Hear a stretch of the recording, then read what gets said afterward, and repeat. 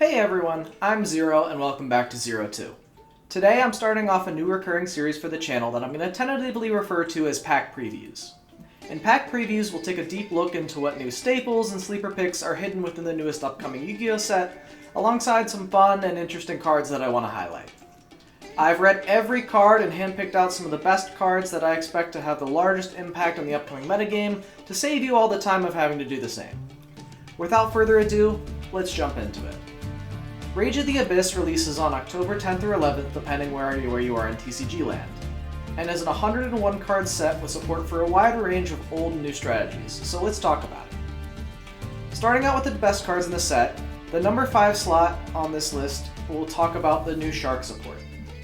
The new support consists of Surfacing Big Jaws, a free summon from hand, and a Searcher. Drake Shark, another free summon from hand. Number C32 Shark Drake Levice, a new spin on the Shark Drake that is a quick effect monster negate and OTK machine. Le Virtue Dragon, a new Xyz option to summon off a Bahamut Shark that searches the new Icarus attack for waters in Virtue Stream. These support pieces, alongside all of the recent support for Sharks, is going to make this deck very scary in the upcoming format. I certainly don't expect it to be the best deck, but certainly a deck that you could be aware of for the upcoming format.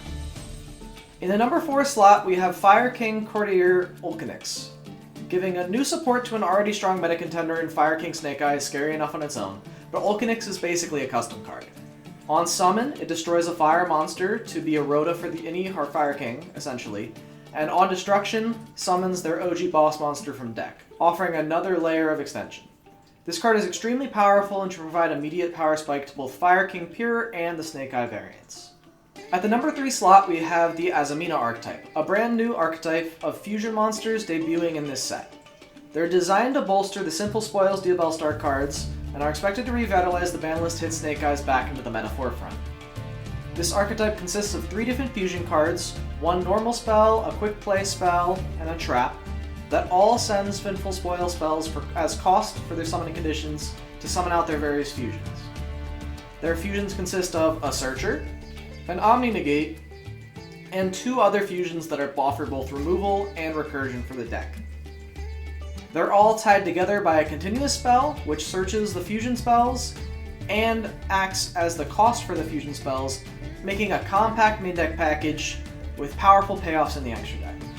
Expect this to have immediate meta impact at a very high level, potentially even catapulting Snake Eye to Tier 1 status again. The second slot on this list goes to Dominus Impulse, a new hand trap, and I mean that in the literal sense, that negates an effect that would summon a monster. This is a very powerful effect that no other hand trap has at the moment, giving it a unique niche in the meta. The only restriction is that you can't play it in light, earth, or wind decks, but thankfully the best decks are all fire and dark, meaning that you would expect this card to have a ton of meta play, given how powerful and turn-ending this effect can be.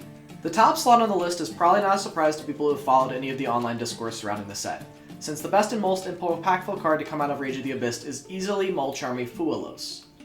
Fuelos is another hand trap that is, in essence, max C. Whenever your opponent special summons a monster from the deck or extra deck, you get a draw. Considering how often the current decks are summoning, and given that covers the best 2 locations to summon from, you can expect a significant number of draws off of this card in almost every matchup. This card is likely going to be a 3 of in most, if not every, meta deck, even though you can only play it going second, considering the fact that it's such a massive blowout if you do end up using it on your opponent. I expect this card to be played ubiquitously in every meta deck, and it's basically bringing back Max C whether you like it or not. Now, onto what I consider a more interesting section of this video, the sleeper picks. These are cards that I don't see many people talking about, but could have an impact on decks that are either meta adjacent, and could push them up the tiering rungs. The cards that we're starting with in the 5th position are the Primite cards. These cards are a small group of support for normal monsters with some pretty insane effects. Primite Roar is essentially an unexpected die, which could make Plant Link way more consistent, and they have a trap equivalent that does the same thing in Primite Howl that also banishes a monster that has a higher attack than your normal monster that you summoned. Primite Lordly Load is a Rhoda for the entire archetype, meaning that all of these cards are searchable. And then Primite Imperial Dragon and Primite Drill Beam both act as some quick effect removal that you can use on your opponent's turn that can very easily interrupt a lot of their combos. All of this combined could result in either a very scary deck as a whole, or they could be teched in as a smaller main deck engine in a deck that already has a normal monster as part of its main combo. At the number 4 slot on the sleepers list is both Rescue Hedgehog and Splitting Planarian, since they both do similar things. Rescue Hedgehog banishes itself to summon 2 monsters from the deck that are level 3 or lower with the same attribute and level as one another, one of which needs to be a normal monster. Splitting Planarian does the same, but for level 3 insects, and it doesn't require a normal monster. We've seen cards like Rescue Cat see a ton of play in random combo decks as like a starter that summons 2 bodies from deck, and these cards both do essentially the same thing, but with arguably lesser restrictions, and so I could certainly see some of these cards becoming potential broken combo starters in some jankier decks. I don't expect them to have any sort of meta impact, because they're pretty vulnerable to hand traps, but certainly could see some play in some fun online combos. The number 3 slot belongs to all of the new Mimigul support. The 3 new main deck monsters are all extenders from the hand, depending on what cards your opponent controls or you control. The new Xyz are searchers and tutors for some of the archetype's best cards. And the new spells provide some ways to gain some advantage over your opponent, making them really powerful options to tech in the deck as well. These cards likely won't be tier 1 or even tier 2, but I do expect to see a handful of people having success at both the regional and YCS level with the deck, so certainly a good idea to understand these cards, take a look at them, and read them a bit deeper. I'm also a big Mimigul fan myself, so I'm looking forward to seeing if Mimigul gets any good new support in Wave 3 as well, since Wave 2 was so exciting, and Wave 1 was very good. I can't wait to see what the new sets have in store for it.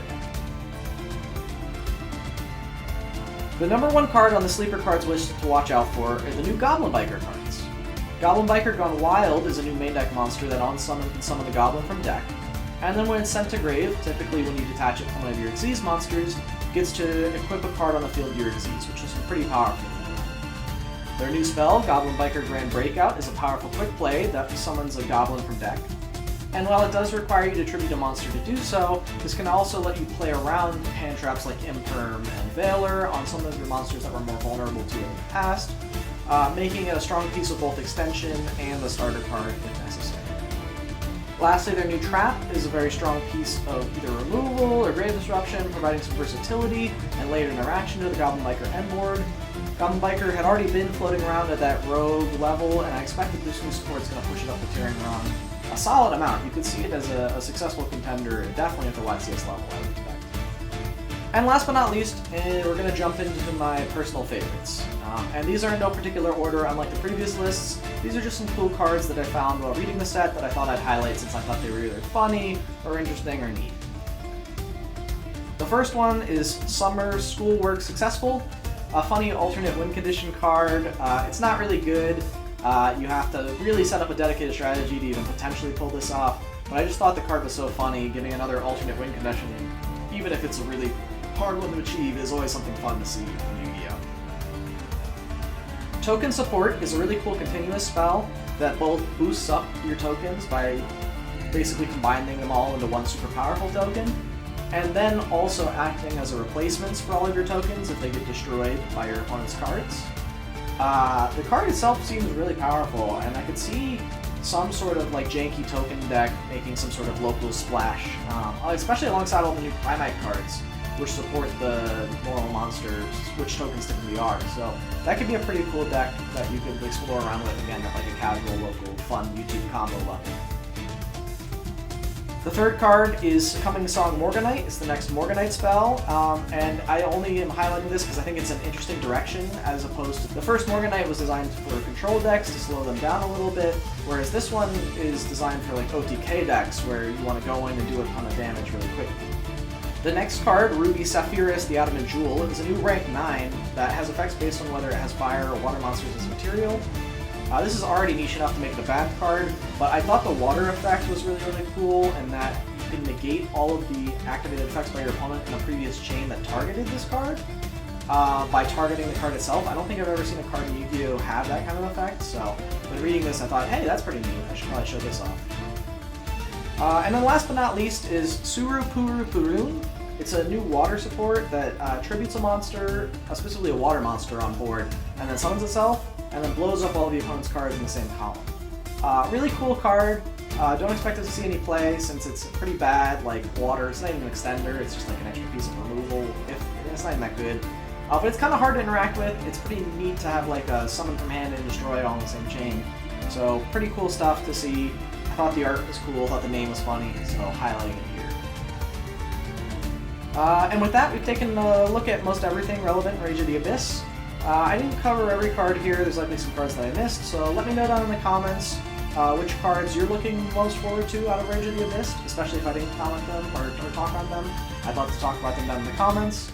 If you enjoyed this video, go ahead and leave a like, go ahead and hit that subscribe button, because I'm going to be releasing videos for every upcoming set for the foreseeable future in the same style. And if you didn't like the video, or if you have ideas on ways I can improve my content, please let me know down in the comments. I'm always reading them and responding and looking for ways that I can improve my videos and my content. Because again, this channel is for you guys, it's not for me.